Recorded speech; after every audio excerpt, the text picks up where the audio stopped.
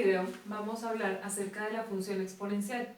Recordemos que la función exponencial es una función de la forma f de x igual a a la x, donde x es la variable y en este caso es importante tener en cuenta precisamente que esa variable para mi función exponencial está ubicada en el exponente. Además, debemos saber algunas condiciones básicas para la base. Entre esas están que a debe ser un número real positivo. Entonces a pertenece a los reales positivos. Y además que a es diferente de 1. ¿Por qué debe ser diferente de 1?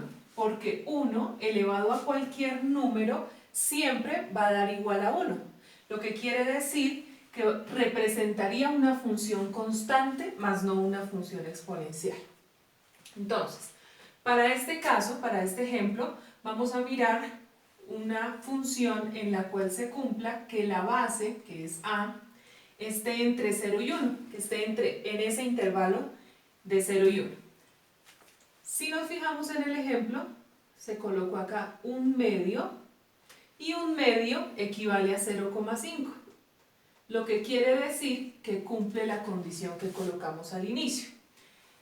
Recordemos también que f de x es una de las notaciones de función, pero todo eso siempre es igual a y. Entonces, vamos a hacer una tabla de valores en la que vamos a ubicar 5 posibles valores para x. Iniciamos, vamos a colocar en el centro el 0 y vamos a dar 2 valores a la derecha, 1 y 2, y 2 valores a la izquierda, menos 1 y menos 2. Con estos 5 valores realizamos el reemplazo. Entonces me dice f de x. ¿Pero quién es x? X en este caso va a valer menos 2, igual a un medio, que es mi base, elevado al exponente, que es menos 2. Fijémonos que lo coloqué aquí en rojo para ver la variable que estoy reemplazando.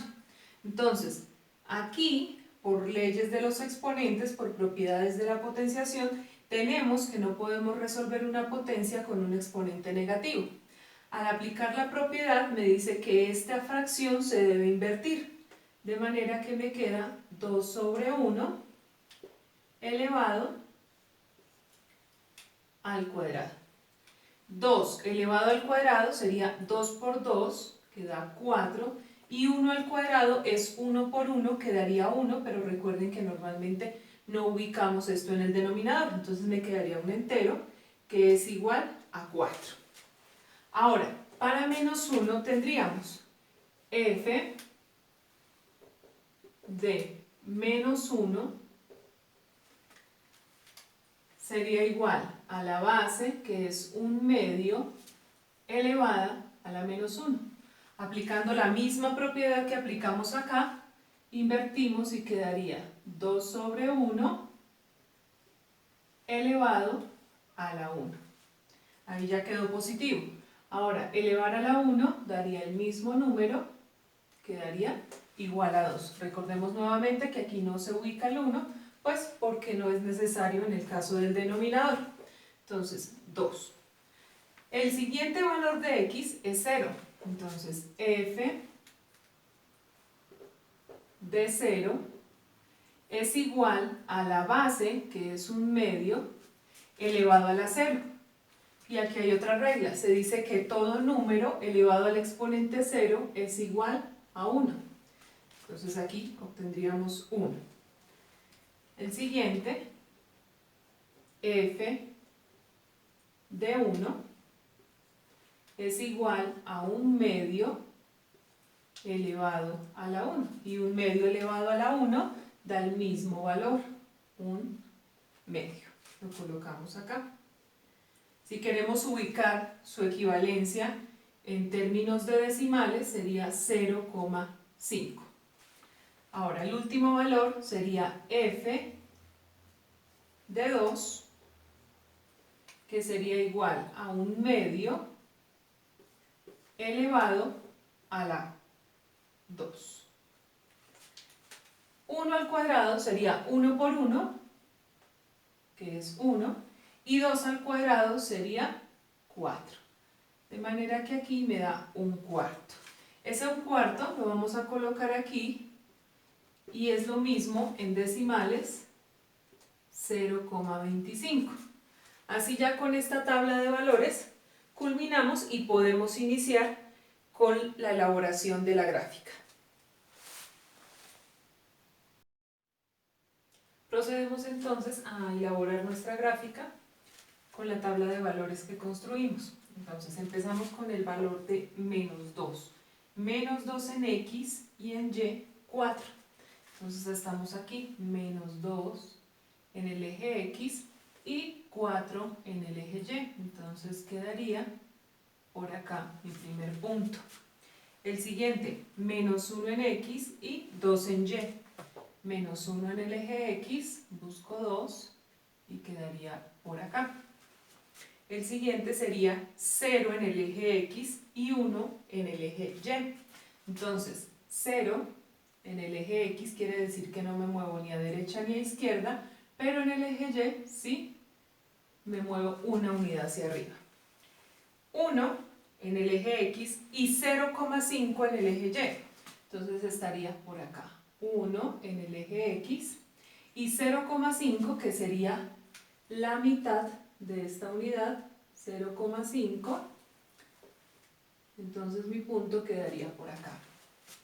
Y el último, 2 unidades en el eje X, aquí, con 0,25, que en sí es la cuarta parte de esa unidad, lo que quiere decir que a esta mitad la voy a dividir nuevamente y por acá quedaría 0,25. Entonces lo ubico por acá. Entonces démonos cuenta que estos puntos me están dando ya una información muy valiosa, y es que a medida que yo voy aumentando en el eje X, ¿qué está pasando en el eje Y? Mis valores van disminuyendo y acercándose cada vez más al eje X, pero sin tocarlo. Entonces por ahora vamos ahí. Entonces vamos a trazar la gráfica correspondiente uniendo estos puntos en mi gráfica.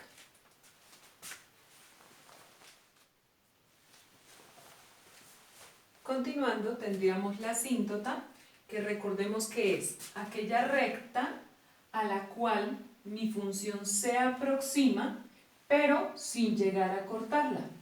Entonces, si miramos aquí en la gráfica, a medida que x tiende a infinito, es decir, a medida que x va aumentando, la distancia entre mi gráfica y esta recta va a tender a cero, es decir, cada vez va a ser muchísimo más pequeña, pero nunca va a ser igual a cero, razón por la cual puedo escribir que mi asíntota es la recta y igual a 0 en vista de que cumple dicha definición.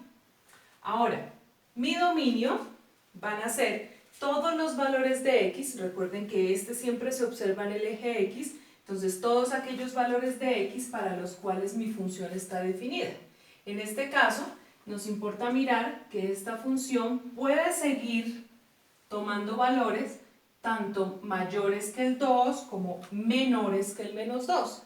Entonces, ¿quién lo dice? Estas flechitas me indican que yo puedo continuar tanto a derecha como a izquierda, por lo tanto mi dominio sería de menos infinito hasta infinito. O lo que es lo mismo, el conjunto de los números reales.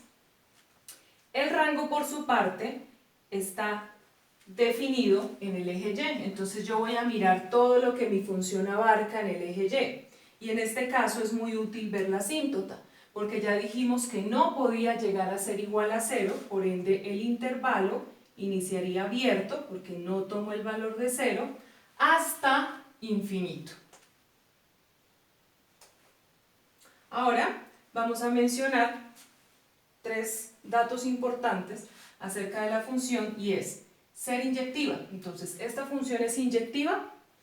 Sí es inyectiva. ¿Por qué? Hay una manera gráficamente de determinarlo, y es trazar una recta paralela, ¿cierto?, a mi eje X Y si corto un solo punto, puedo decir que la función es inyectiva.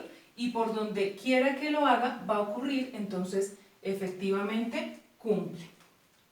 Ahora, para ser sobreyectiva, debo revisar si el rango de mi función es igual al codominio o al conjunto de llegada. Mi conjunto de llegada es todo el eje Y, tanto positivos como negativos, y el 0.